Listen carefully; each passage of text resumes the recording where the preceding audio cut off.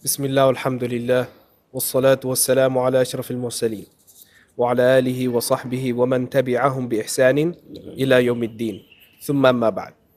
So today we have a beautiful and a special guest, our brother Hassan, and also Abdulrahman. He's not a guest, but I don't want to ignore him.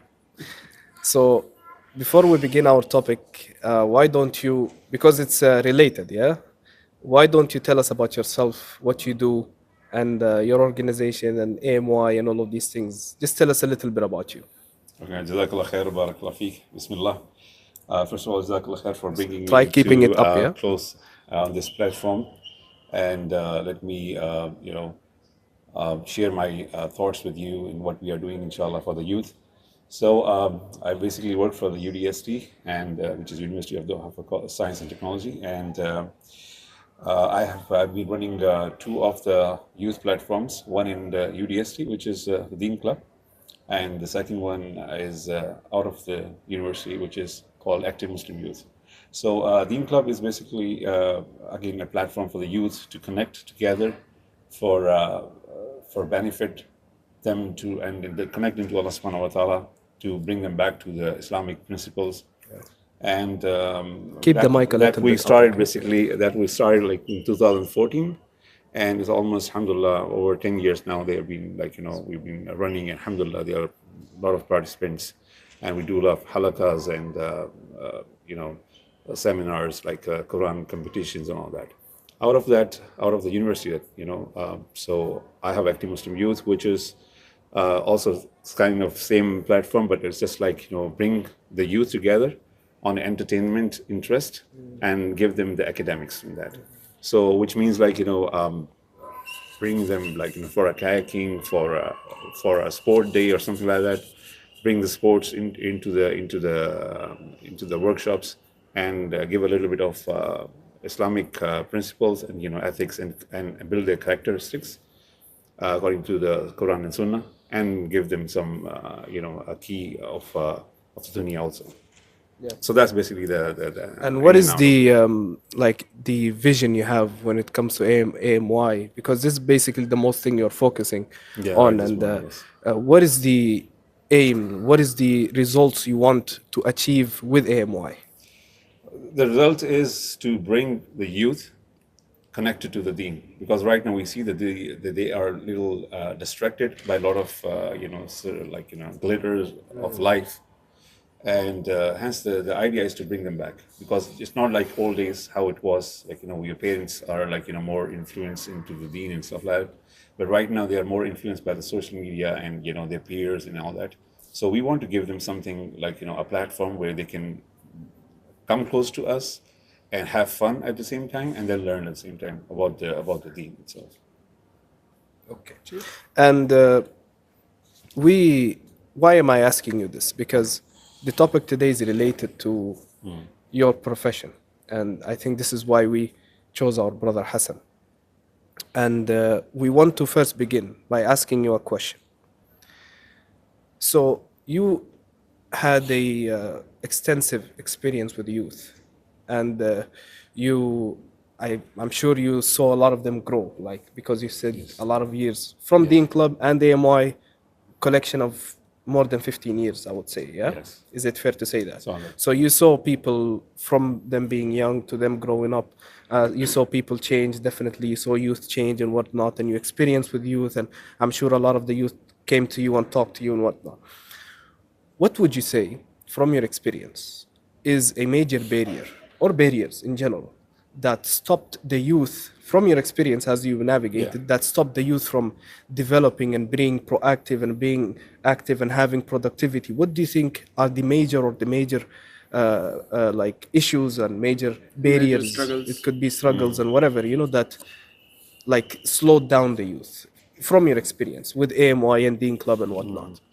So I believe what's the major thing is, like, I think we take the deen. What I've seen basically, we take the deen as we know it's like well established and stuff like that, and it's like we be born into a Muslim community and Muslim family, so it's fine, right? I know all about that, right? But that's where I think it triggers you in a negative way, because you take the deen as granted, like it's like it's easy for you. Like, you what you're doing is fine, and you probably stay away from it for a while, and you say, okay, fine, I'll make tawbah and come back to it and stuff like that. Whereas I think it has to be a daily routine that you have to practice. I think that's where we have seen the vacuum. We see that this say somewhere we can build our platform into it. But that's where I feel that's my own perception about looking into with the youth and dealing with them, and that's where they get tarnished away from Deen, and they don't have platforms such as this. The only platform they have is like their parents probably, and if they are not being well influenced from them, then they're they're doomed. Yeah, They don't have any other source basically. I see that, and I think that's important and a good point, because what also I understood is when you look at a lot of the youth, like you mentioned, they're born into a Muslim family, they are already think they're practicing and whatnot. So I don't think a lot of them have this value, or know the value of, The value of the Islam. yes, Because exactly. I always say this to people, like, just because even like sometimes when we talk to non-Muslims and whatnot, we tell them, look, yani, just because I was born a Muslim doesn't mean that's necessarily correct. Correct, Like exactly. you were born into something doesn't mean that's correct. Or when I even talk to other Muslims, I tell them, like, even we have to find Islam. Yes. You see, like, you need to find the value of Islam and know what is Islam, Exactly. and then you will see a lot of differences in the way you approach Islam and the way you even go in your life. You have something to say? Yep. Also, I realized you're talking about finding Islam. So there's one thing that when you take what do you call the research and everything into your own hand and not just listen to your parents and follow whatever they are saying or whatever someone else in the masjid is saying, when you take it on your own, that's when you realize first of all what is Islam. But still, I believe personally, I realized that it takes time, that when you actually discover not only Islam but Iman, that comes after a lot of research and a lot of knowledge and experience. That's what I realized. Did you feel this way? Because many people, they say, okay, we know Islam, we know everything, but the Iman factor and the whole tawakkul factor and the tawheed factor basically sometimes lacks. They are either following their nafs or they following the social culture.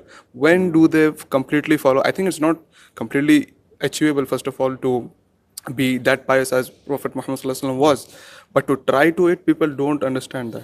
Do you realize what I'm saying? I think the jihad is a part of the life actually. Let your mic a little bit up. Yeah. So the jihad is a part of life. You always has to be struggling to get something, achieve something better, be better every day, right? So no one is perfect, by the way, in this dunya.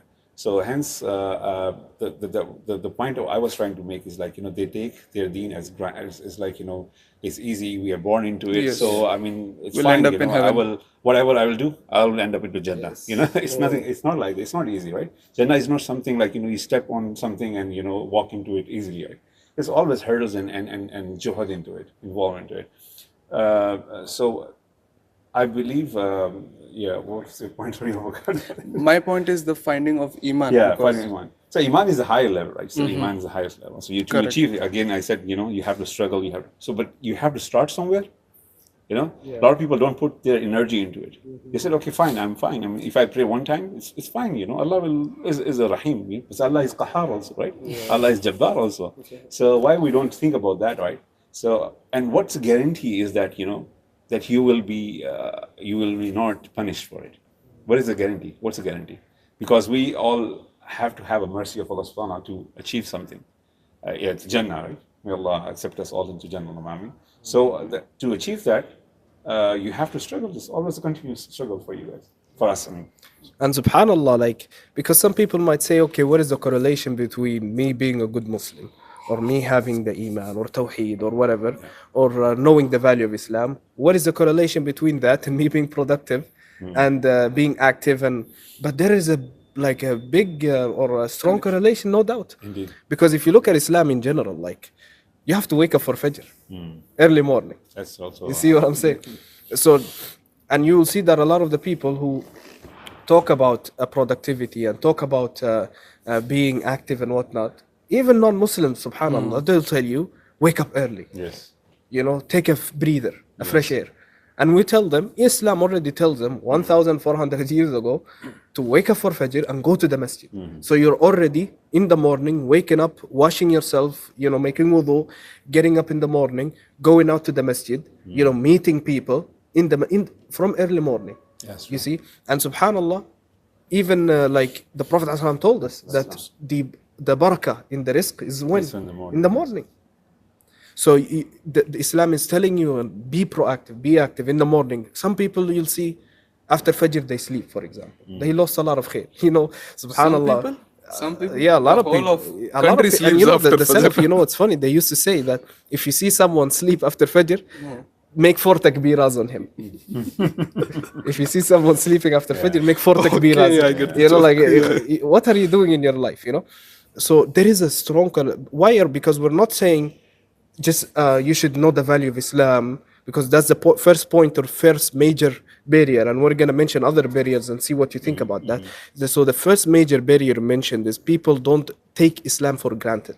They take the value of Iman for granted. Yes. And some people might ask, like, what is the correlation between me being active and proactive and all of these things and productivity with me knowing the value of Islam? We'll tell you there is a strong correlation, and we mentioned some. Yes, and I would like you to elaborate on that you have seen your youth days when you were a bit disconnected from Islam, and when you became practicing, how did it productively help you? Oh, that's a good point. Exactly, yeah. So I think that's the idea of these platforms came from the same. Yeah, sorry.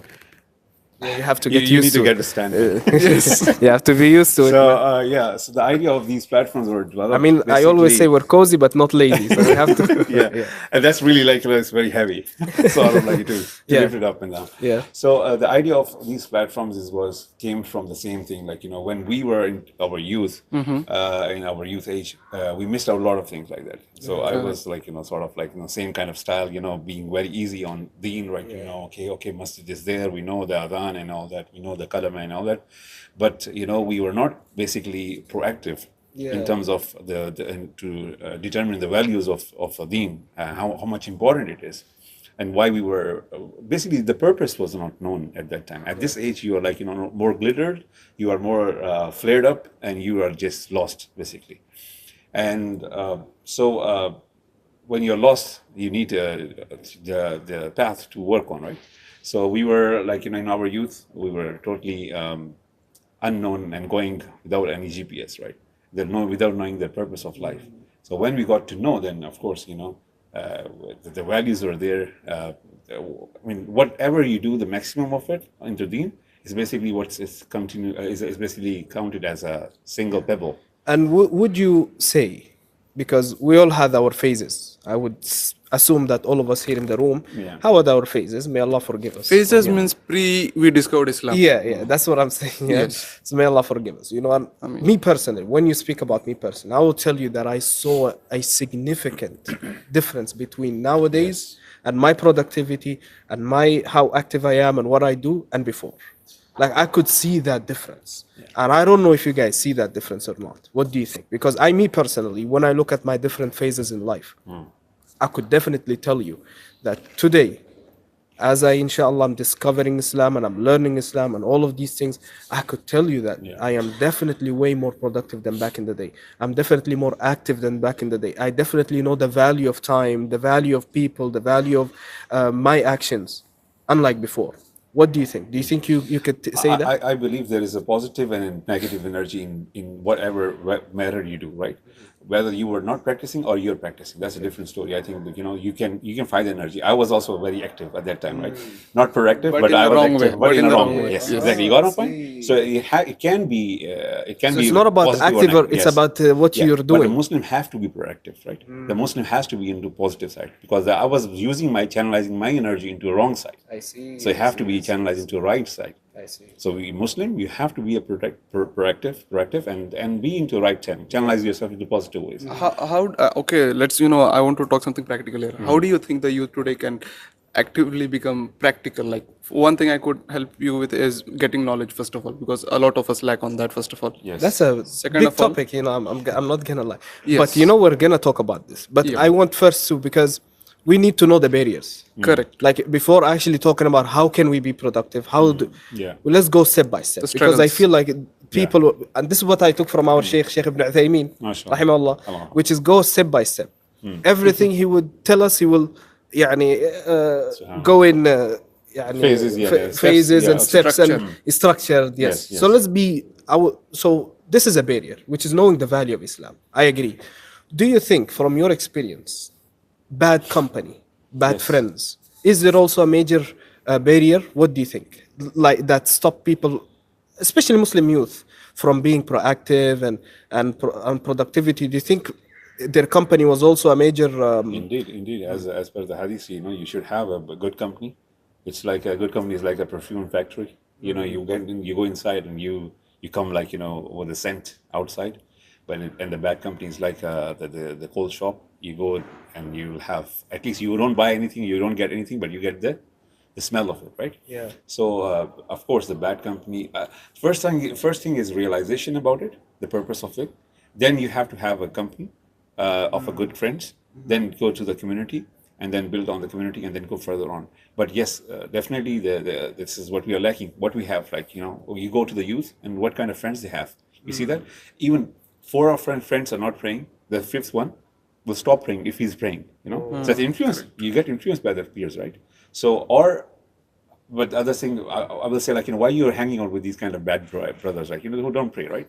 It's basically bad. Basically, you're not praying. In Islamically, you're bad, basically, because you're the difference between us and those who are not praying is a kufr, right? It's a kufr. So people don't take realization of it. This is what we are doing. It's normal. It's like casual. It's like a more of a trend right now, if not pray, right? So coming back to your question, sorry, I have a The impact of friends. Which is so you think friends, and Yeah. also tell us about your experience if you had when you worked with the youth. Do you think bad company had a impact on people's productivity or the youth productivity and and how active they are? And you think having bad friends was a barrier to that? And if you have an experience, you can't grow. You cannot grow in a pond, right? You have to have a river to it, right? So you cannot go into a small group of friends which are bad, and you hang out with them all the time, and you say, okay, I will be connected with Allah subhanahu wa ta'ala, I will be connected with my prayers, I will do some hasanat, right? So you cannot be connected like this. You have to have a different set of friends, of course, and then go with them who will ask you to pray, come and pray with them, ask you for halaqas, ask you to go out for workshops, Islamic, learn together, So it's very important. Peer factors are very important in today's youth time. But right? how about That's what we see, they are lacking. Sorry, what is it? How about if they say the vibe doesn't match because they have been in the dirt for so long that You like will when find they, it. Trust me, I'm telling you. Coming Yes. from my experience, my personal experience, I mean, I have all kind of friends who are into that kind of genre of friends. Genre. Of friends. But now, since I have switched on, subhanAllah, I see the different story of it, right? I have got, mashallah, very good brothers like you here sitting with us. Hence, we are here, right? So we are all connected for the deen. We are having good purpose, we have a good objective out of it. you mentioned something I feel like I did not recognize or realize when I was thinking about this topic is we are not talking about how productive you are. It's rather where do you aim your productivity at, like doing something good. Because it is possible that you will have bad friends, but you're very productive. you're But very what are you productive doing? in finding the joints and finding the stuff. Exactly. You could be productive in the wrong thing. yes. So I think this is a very good and this is why I value so much these conversations. Like we have it normally, but Casually. now we have it on camera. But I'm benefiting as we speak because I didn't realize. Okay, yeah. It's not like people who are not Muslims, number one, or non-practicing. They're productive. Yes. But what are they doing? They're energizing if you are wrong thing. Okay, so what our discussion is actually is having good friends is actually Helping you out to more productive in the good things, yes. which is what we're doing Yes, right now. For yes, example, yes. I think that's a main Highlighted.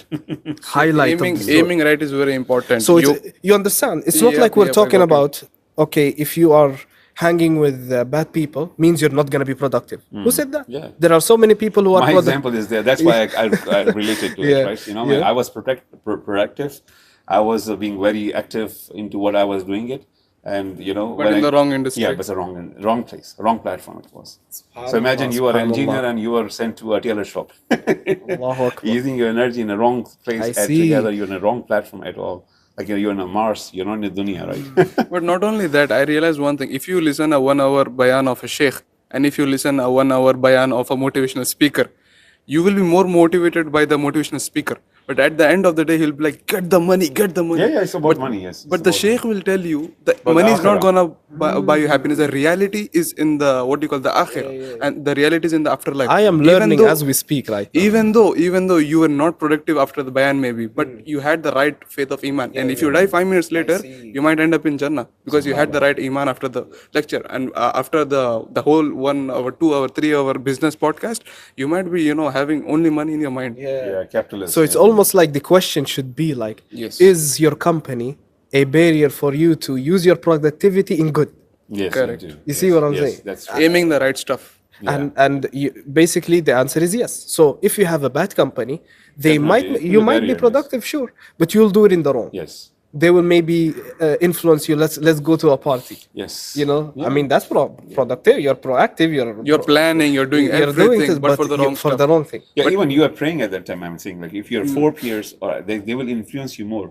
If one is like, if everyone is praying or one is not praying, okay, so it will influence you. Like, say 4 of them are praying, so that fifth person will say, okay, probably I'll go and pray with them. Yeah.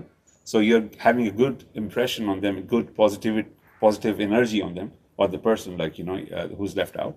But in the other sense, if you are hanging or you're praying and the other peers are not praying, that will definitely have a negative energy on you, and that will end you up with not praying and not connected to Allah subhanahu wa ta'ala. No, what happened is I realized this, like, there are friends we meet up sometimes in the evening. There's the Maghrib time now. Isha, for sometimes you're like, okay, let's be relaxed and pray later if we go home, if we are out in the beach or something.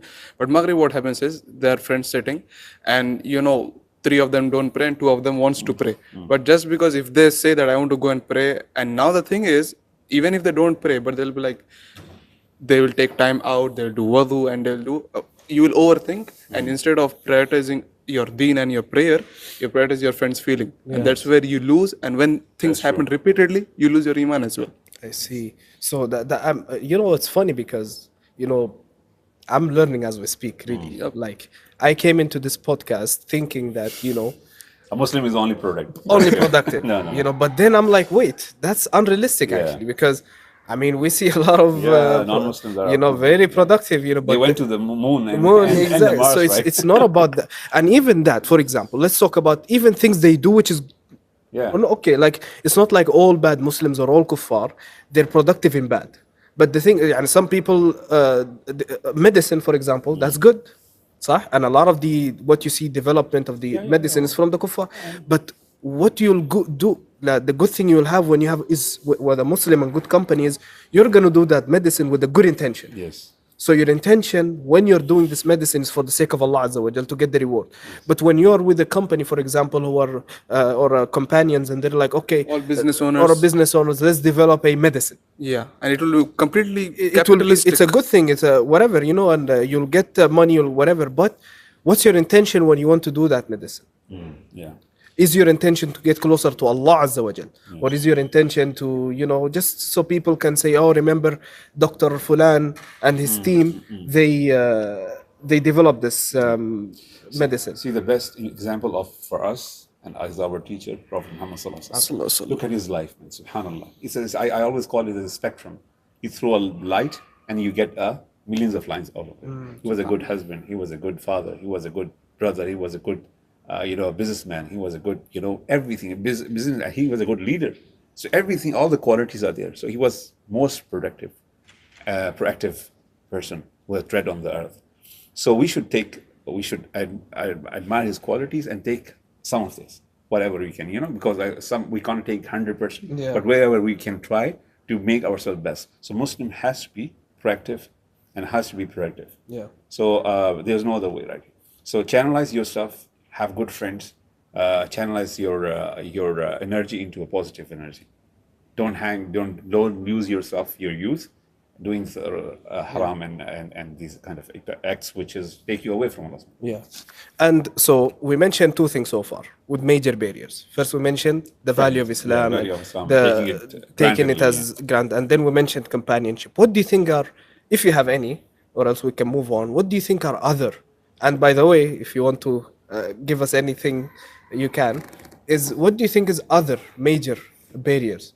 That is, now let's correct our question. Instead of making us productive, is what do you think are other major barriers that are making you use your productivity in bad? Yeah. You know, instead of good. You see what I'm saying? What do you think there is? See, your talim is from the education is from the university or the college you go to, and your tarbiyah is from the home. So I think home is also one of the more the more home, important yeah. thing, because that's where you grow most of the time, and you are being like fed and being. So elaborate there. on that. So you think the home Parents. and The the parents. parents and the way you raise your children. Yeah. I mean, you're a father yourself. Yes. Abu Zaidan. Alhamdulillah. Barakallah feek. Allah. So what do you think is a role as a parent? Because we usually talk about parenthood and whatnot, but we always limit our speaking because we're not parents ourselves. But now we have a parent, so we're confident now, Yes. So what do you think is, as a parent, like how could you make that effect, or how is it a barrier, or how is it a motivator for the children to use their productivity in good? Because you mentioned your house, so how, like, what is the correlation? So as I said, that could be a barrier, one of the things, because if your parents are not practicing or being onto the correct Aqidah and Quran and Sunnah, they might not stop you from what you're doing basically. If you're not praying, that's scheduled with them. If you're not going for a Jummah prayer, it's scheduled for them. There's no one to have when it comes to dunya, we have a stick, and we run after them. Why are you not getting up for your office or stuff like that, But when it's come for the Fajr, everyone is relaxed. The father and parents are sleeping basically. So I think that's where, as a father, I think it's very challenging, and this needs a different kind of topic itself. It's a very big thing. It's very challenging for the parents to guide their kids. So I believe you have to have some kind of accountability on the kids. What they're doing, and that comes through the practicing parents. When you're getting married, you should have a practicing wife, because when the deen reaches to the guy, it stays there at the threshold of the door. But when it teaches, it reaches to the mother, it reaches to the generations after you. So I think you should have a good parents. We cannot correct them right now, but at least they could be a hurdle. Could be a big hurdle for you guys. Can I ask you guys one question? What is the latest time to have the best youth? What is the latest time to have the best youth? to have the best youth? I mean, I guess his question is, when is it not too late? Yes. To have because It's maybe never too late anyways. I mean, you're not youth forever. If you're 50, you're not youth. I'm sorry if you're 50 years old, but you're old. I'm sorry. Like I'm old. I mean, you said it yourself. 15 to 25 is the youth actually. So as for the UN. So you think that, I guess his question is, if half of your youth you wasted it, you think you can reconcile? That's not the main question. My main question is, what is the latest time to have the best youth? Okay. I mean, the question is mainly for the people who are big, and especially parents. If you have your children in the childhood, which are below the age of 7 and 10, that's the best time you can have your influence as much as possible. But once they cross the age of 12, 13, once they hit puberty, khalas. Now it's very hard for them to become your role model or their role model and have good influence on them. This is what parents don't realize. What they think is, I can teach my child and he will learn when he'll go to the university, he will go to the school and everything, and I can teach him when he's completely strong-minded and he understands the philosophy of life. But we see from the examples of Prophet Muhammad and his in the ahadith that he used to teach the small children, which is way more important. And if you don't instill those ideas, and if that's very important point. Very we don't good, realize because, this, and it has an effect. Like, for example, when you look at Ibn Abbas, and they mentioned what Ibn Abbas, when the Prophet died, he was 13, around 13. So when the Prophet ﷺ told him, Ya Ghulam, the famous hadith, he was around, you could say 10, 9, but he was telling him deep things. Yes. He was telling him deep things, like, if you ask Allah. Yeah. إذا استعنت فاستعن بالله. You know, if you ask anyone, ask Allah Azza wa Jalla. And no. Look at this. Look at how the Prophet ﷺ is instilling a very strong principle that you can also use in your life as you go, in any way, in your productivity, and I will show you how. Just some examples. He say, and no, that if the whole ummah, everyone, wanted to affect you in bad, and it was not written for you, they will not do any bad for you. And no, that if the whole ummah wanted to benefit you in something, and it was not written for you, they will not benefit you. جفت الأقلام ورفع الصحف, or something like this, you know. That the pen has dried, خلاص, it's written. The ink has dried. Yeah, خلاص. You know, the ink has dried, yes. So now let's apply it in our productivity. You want to do a podcast, for example, like we're doing, and we want to keep it Islamic based and whatnot. But now you're afraid, like, you know, what are people gonna say? You know, I'm afraid of this, I'm gonna do this, or I don't know what to say and whatnot. But if you apply this hadith, okay, I'm gonna ask Allah for help. إذا استعنت فاستعن بالله. I'm gonna ask Allah for help. I'm gonna go for that podcast. And if you're afraid of what people are gonna say and whatnot, then you're gonna think, if the whole ummah wanted to harm me with something, and Allah did not write it, they will never harm me. And if you have this instilled in your heart by the age of 10. By the age of, this is what we're saying. Yes. That the Prophet instilled that principle in Ibn Abbas when he was, when he died, he was 13. So this story, maybe he was 10, 11, Allahu A'lam. But he instilled it. And now in any field you go, he can apply this. And this is why it benefited him later on when the Khawarij came and whatnot. He went alone to the Khawarij and debated with them. Even though the Khawarij back in the day, they were known. يقتلون أهل الإسلام ويدعون أهل الأوثان. They will leave the people of polytheists and they kill the Muslims. صح? So even though he went to them, he wasn't afraid. He went and debated them, and alhamdulillah, 2/3 of the army stepped away from it. So it benefited him later on in the future. So he was using his ability. He went for the good. You see, because he had this instilled in him, you know? Yeah. See, as I said, like, you know, we are way, way far away from that kind of youth, you know. Their parents, the whole ambience was like, you know, helping to grow them into such a mindset, right? But right now, it's, as I said, you know, it's very difficult. I want to know. Even to instill it. Again, you know, the point is same, right? You know, your parents has to have some kind of fear of Allah subhanahu wa ta'ala to instill that into the kids, right? If you don't fear that, you should not have a fear of the parents. You should have a fear of Allah subhanahu wa ta'ala. My mom will slap me, my dad will hit me. This is not a fear. We have to say, you know, Allah is watching everywhere, wherever you go. So that kind of instill, if you do that kind of ideas into the kids, and so that's one of the hurdles. So peers is one, and then the parents is one of that. Correct. Because they don't encourage you for anything good.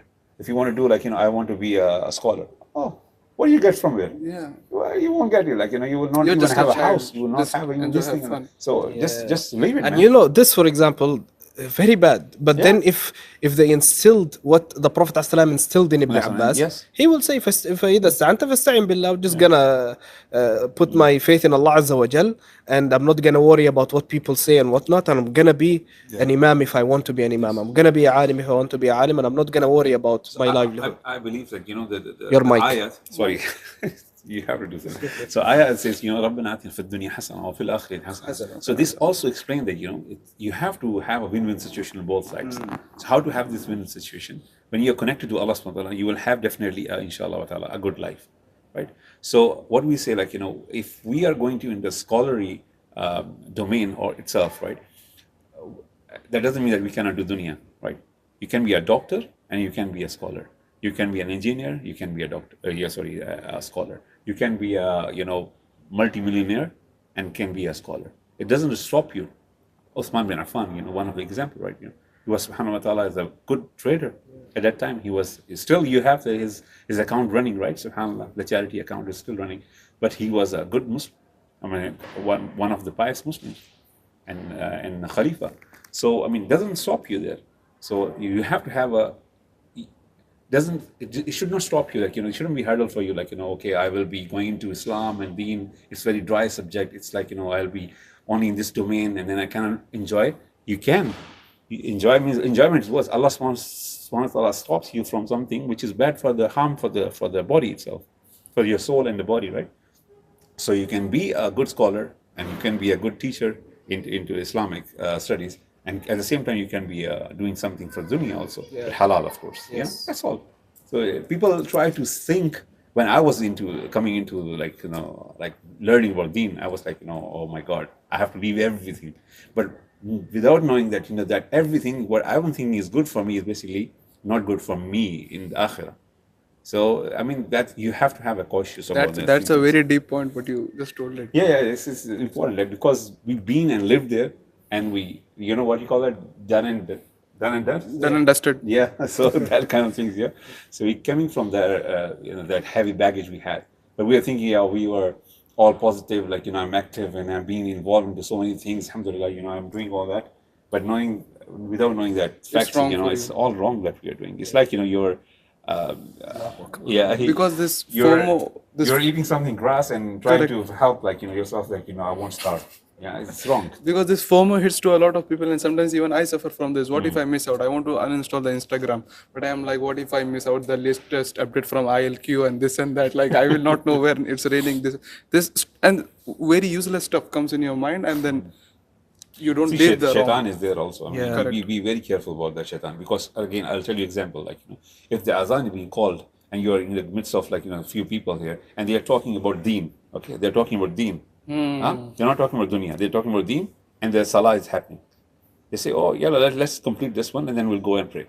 So what shaitan is doing, he just wants you to have to lose out on the salah, and let you do on the things that you're doing good.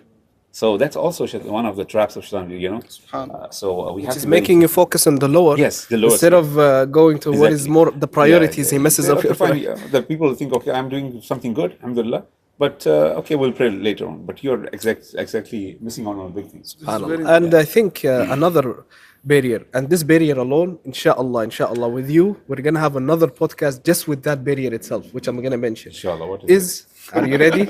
Excited. Are you ready? Which is the youth's mentality nowadays. The minimalistic or something. Yeah, minimalistic. Yeah, yes.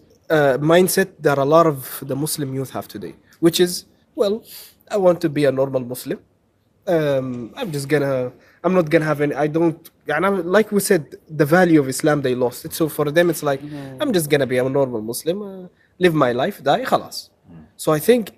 And by the way, like this alone, inshallah, we wanted to keep a whole podcast for that itself. That's why I'm not gonna allow any of you to mention any points on that, because. So you're gonna move ahead. Okay, we are restricted, no problem. Yes. Which is, and this is why I'm a host, so you follow me, So, anyways, is the minimalistic mindset a lot of people have, which is limiting their productivity and limiting their potential, although many of them, by the way, many people have so much talent. Indeed. They don't even know. Indeed. But just because of that mindset, because again, when we talk about making a difference and having a value, we're not telling you be a president. We're not telling you be a mashallah Deen Club leader or have an AMY. No. Even if the value was limited to your family, even if the value was limited to your friends, your community, those around you, that's enough. I think that's the bare minimum anyways. That's the family. But the debate, every Muslim should have that impact. But just because you have that, many people have that minimalistic mentality, they are limiting themselves. And sometimes I feel really sad to see so many people, so many young brothers, mashallah, talented, but they're using this mentality pushes them down.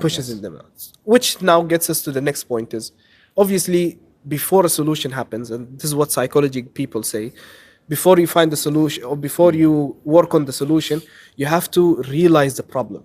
Yeah. Do they say this or not? Yeah. First, you need to identify the problem. Yes. So as a leader and as influencers, especially, mashallah, as we said, you have AMY and whatnot. How do you think, what do you think you can do as an influencer or a leader to help the youth recognize these barriers that we talked about? You could talk about it specifically, like the problems we mentioned, or in general. What do you think as youth, as leaders, or as influencers, how could we help the youth realize the barriers that is stopping them from being productive in the good way?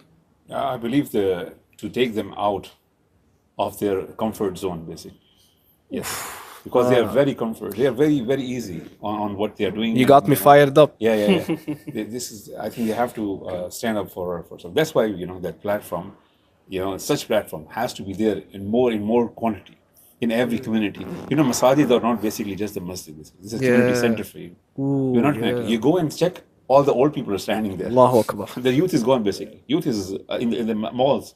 Youth is in other places, PlayStations, whatever. So masjid is not only to pray; it's also to develop the youth and develop. Yeah, it's a connective hub for you. So who is responsible for making the community happen in the masjid? Who should take the responsibility? Yeah, the leaders actually said, like brothers like us who have who knows about Islam, right? So bring them together and then do halaqas or something like that. So bring every community, every masjid should have something like this. So in this case, what happens? They go back and they do the same thing in their colleges or university or something like that. It's not a what do you call that? It's كنتم خير أمة أخرجت الناس تأمرون بالمعروف وتنهون عن المنكر. So it's basically everyone's responsibility. Not specifically it's on my shoulder, not on your shoulder, not his shoulder, but it's on everyone's shoulder. So Allah has distributed this to everyone. Everyone who knows a little bit about it. Even La ilaha illallah. If La ilaha illallah Muhammad Rasulullah, just go there, convey there. بلغوا عني ولو آية. So you can do simple things. You don't have to be alim or something like that. If you can do something like that, tawakkal Allah. But I don't think. But the comfort zone is a very important. No, like this point. It's a whole podcast. What a good point, really. Because how else are you going to recognize things are like holding you down if you don't go out of them? Yes. Someone, he's blindfolded and he's in a cell.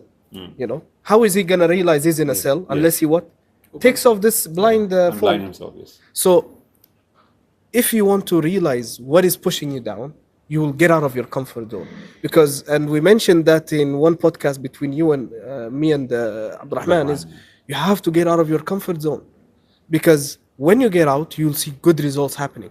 And then you're going to say, okay, when I got out of my comfort zone, I left, for example, my bad company, just so I could get out of my comfort zone. And I saw a lot of good results. So, okay, one of the barriers is definitely bad company. This is the thing. We don't know good people exist. If you don't go out of your comfort zone and meet new people, how will you know good people exist? A very important factor, which is one step before that, is realization. I told you, realization. When you start realizing something, you're going on a long drive, and you think that your car is all fine. You won't realize until you you recognize the sound that's coming from there, right? It's something different. So that same thing, the body itself and the soul itself is going on a flow, right? And you are all into bad energy and stuff like that. You won't realize until you will think about it. What's the purpose of it? Why I'm living? For what reason? I will grow up, I will die, and then khalas, my kids will do the same thing. They will, get up and then, learn about the dunya, and then, just pray a normal, 4 or 5 salah or 5 salah together in a bundle. At the end of the night, end of the night, right? So, and Ramadan and all that. So, the realization of the youth is not realizing the fact that, they are being into a wrong track, by the way. When they start realizing this point, then they will come to this point. They will try to come out of their comfort zone. They'll push themselves out, and look for the community, look for the leaders. Then the question would be is, how could we as leaders make them realize? That's what I said. Masajid is one of the things. Yes. Yeah, Masajid. Then, we have to work on this side, they have to work from the other side. So it's a two-way. Yeah. So it's a two-way, yes. It cannot be, because how I came into and discovered Islam is when I self-realized that, what I'm doing basically is not right. Something is happening to me. Because Allah subhanahu wa ta'ala will hold you, will make you think about these things in 3 steps, as we heard of 4 steps under members. So first one is very minimum, we give you a little bit of tension in life or something like that. And then the other one is by an accident or something that happens to you that will turn you upside down and think about that realization. Yeah, that happens basically. Some people come to Deen because they had an accident or they saw someone dying in front of them. you know. They had a heartbreak. They had a, yes. So they realize then, okay, the life is something different. You need a little bit of, Pressure shook. or poking. Yeah, like a little bit of shake here and there to just to realize, you're, hi, where are You you? know, What are you doing? they say in a beautiful journey, the turbulence Yeah, reminds you of Allah. Exactly, yeah. Exactly. I've seen people, subhanAllah, one of the youth, I went for Umrah, subhanAllah, went for Umrah, coming back, and he's blasting music in his ear, man. Hello. I said, what's happening, man? Yeah. What kind of youth is this? After Umrah. Yeah, as I told you, they're just doing for the sake of doing it. Yeah. You're doing ibadat for the sake of doing it. You're doing prayer for the sake of doing it. In Ramadan, everyone will be pious, subhanAllah. What happens after that? And you see the youth, alhamdulillah. But now, if even you go now to masajid, you will see they are basically lost. You won't find any youth there. They're all busy in some other stuff. So that's why it's, as a leaders, we have to go and approach those things or make such programs so that they can come to you. They lure you. That's why in our programs, we don't really talk academics. We talk about fun. Last time we had a session about photography.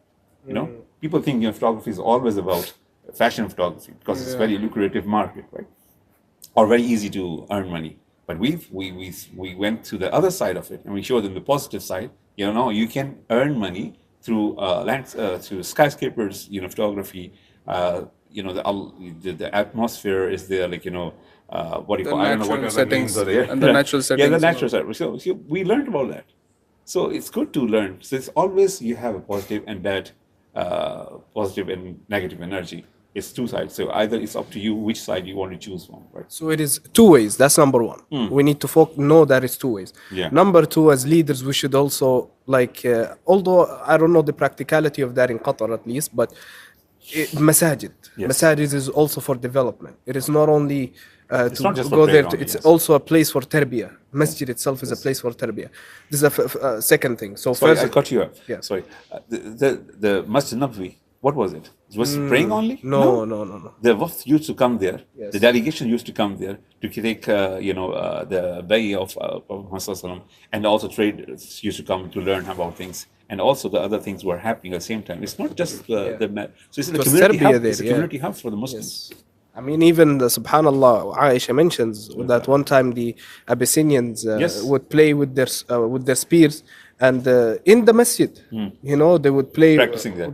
doing with their seeds and spears and whatnot, and in the masjid, And nowadays, if for example, If a a group of child people plays. come to the masjid now to play, give us a show with the swords.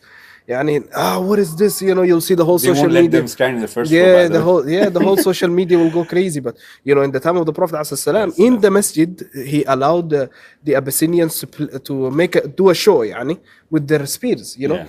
So masajid are place for tarbiyah also. Tarbiyah also. It's a place for self-development.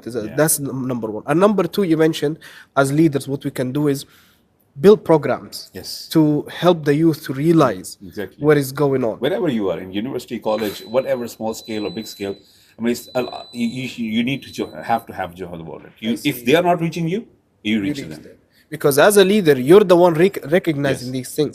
Because some of them, as we mentioned, is they're not realizing the barriers. Yes. So us as influencers, us as leaders, we should create these programs. Because we mentioned, at least in the masajid in Qatar, it's not really practical, But if you go in the next step as leaders, wherever we can in our organizations, in our universities, like Alhamdulillah Deen Club and our brother Afnan and whatnot, is as leaders we can help them recognize these barriers through these programs. Yes. This is beautiful. And even, sorry, want to mention that you don't have to create something. I know of a brother, subhanAllah, he was in UDSD, and I got to know that, he's doing halakha.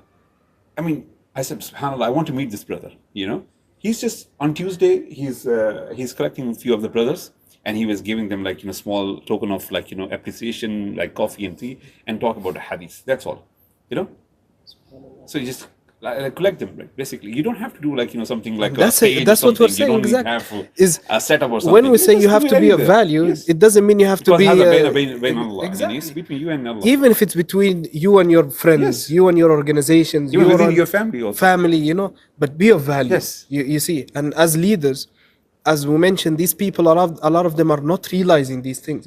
We have to open their eyes. A third thing I would add myself as leaders is let's utilize social media. Yes. This is what we're doing right now. Exactly. Yeah. As leaders, hopefully all of us here sitting, inshallah. It's also not a every platform, program. we can basically. exactly. We can utilize our YouTube, for example, to talk about these things. So someone will sit back and think, like, I'm realizing what they're saying. Yeah. Like I can see how my company, my companions, I can see how my family or my parents are negatively influencing me to do things, even if I'm productive, but in the bad way. Yeah. So they're realizing what is happening. That's an amazing point. So I think 3 points is enough. In how could a leader or an influencer help in people realizing the barriers. The barriers, yes. But the pillar of it, it's two ways. The pillar of it, it's two ways. Yeah. And then we mentioned 3 things. The masajid and the programs and the social media. Yes. Now we go to the solution, which is the Abdulrahman, the question he asked you in the beginning, where I had to stop him because he jumped the gun. Like he jumped the cannon. He fired the cannon. Is as leaders, and you can tell us about your own experience also. How could we motivate the youth to be proactive and have them have the productivity and all of? How can we as leaders and influencers do that? So we mentioned barriers, major barriers. We mentioned as leader how they can realize the issue, because as the psychology people say, you have to realize the issue. Now let's go to the cure. How could we as leaders and influencers? And again, Abdulrahman, you're a leader, alhamdulillah. You're also, inshallah, an influencer. Inshallah. Tell us, both of you, all of us, inshallah, if I also have a point, is how could we motivate the youth to be proactive? How could we motivate the youth to have productivity? How could we motivate the youth to use their their skills and talent and activity and action in good? So in my perspective, as I said, we have the platform, so we are doing that and we practice that. And finally, put your mic up. Yeah, sorry. Here is fine. So what happened basically, what I was saying, that we already have programs like the platform which is running, alhamdulillah. I believe what happens, when we are talking, when you talk to the youth, you have to lower yourself down, right? I become the youth with them. I become the youth with them. I won't come up from my age, style, and that kind of, right? So you have to tone down. You have to tame yourself a little down, and then be part of them and gel with them, how they are basically. So when I'm hanging out with Abdulrahman, and I'll be in my own talks, very casual talks. And when I'm with my son, I'm different. With my family, I'm different. It's not that you're a hypocrite, but it's you are trying to blend in within their styles, because what I want is basically the results. So when you want results, you want to be with them, because if you're very aggressive with them, they will run off from you. Yes, they will run off. They don't, because how you want to target them? You want to target them with some candies, right? Sugar-coated stuff, right? And again, it's not bad, right? You want to do it. When I talk to my son, I become different. When I talk to the other person senior to me, I become different. The approach has to be different. This is what, the dynamics of it. So again, the programs is one of the things that has to be there. And in our programs, as I said, we don't really talk about deen as such, but they come there, we pray with them, we pray, and then also we give them some 20-30% of an Islamic characteristics, or talk about some specific topic which is to the youth. If you ask the youth, we ask the survey, right? We ask them, why did you come to Active Muslim? They said, you have a nice barbecue. So it's fine. But if they're coming for the barbecue and they're taking away, then they taking something from there, as in from part of the deen, and they implement it, we get the ajr, they get the ajr, and they become good Muslim, inshallah, for their family, for their generation next, right? So it's like wildfires. You never know how it starts, but when it grows, it goes definitely big. It will definitely affect somewhere. If not, the whole crop will be green, but somewhere one will be green. Even if in the beginning his intentions were different. And when you mentioned the people going down on the level of the this is an example the Prophet ﷺ said. Exactly. How? A man came to the Prophet and imagine him. He said, Ya Rasulullah, إِذَنْ لِي بِالزِّنَا. Yes, exactly, yeah. Give me permission for zina. And subhanAllah, what beautiful answer he did. Well, yeah, but Before that answer, what did he do? In other narrations, he told them, Udnu, come close. He came, Udnu, come more close. Udnu, come even closer to the point where their knees were touching. Subhanallah. He told them, the beautiful answer, Yeah. would you accept it for your mother? He Your didn't get sister? angry, but No, subhanallah, what a beautiful answer. in it is. soft way. Subhanallah. And then what did he do? First of all, he I don't want did this. 3 things. He let him feel safe. He came down to his Exactly. level. You know, he went down to his level. He made them feel safe. Come close. You know, because it was no, come close. You know. Number 2, he gave him a logical answer. Yes. You Very know. logical. And number 3, he implemented deen in it. What did he do? He held his heart. اللهم اغفر ذنبه وحصن فرجه وطهر قلبه. Forgive his sins, purify his heart, and protect his private part. And they mentioned he got up, and the worst thing he had is zina. The worst thing In his most mind, thing yeah. he hated is zina. Imagine when he came, And imagine what he came with. he wanted it so bad to the point where he asked the Prophet permission. Like imagine how much he wanted it, how much he was struggling. But after that, Conversation. the most thing he hated was that. Subhanallah, subhanallah. Yani, Allahu So Akbar. That's what exactly. You realize the importance of counseling psychology over here, psychoanalysis, psychotherapy over here, like the way and the prophetic way, Exactly. and to be that on that level. And I would like to continue with one more point I was discussing with our friend here, Abdullah.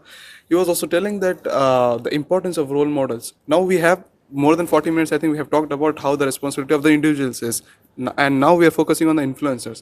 We don't realize this. Even Prophet Muhammad Sallallahu Alaihi Wasallam told that everyone is the shepherd of their own flock. Yes. Now I'm not be a great leader or anything, maybe. I'm just a part of AMI, for example, part of this maybe. But when I go home, I have 4 brothers to look after. Exactly. I have my own siblings. I have people who look up to me. I have juniors in my university who look up to me.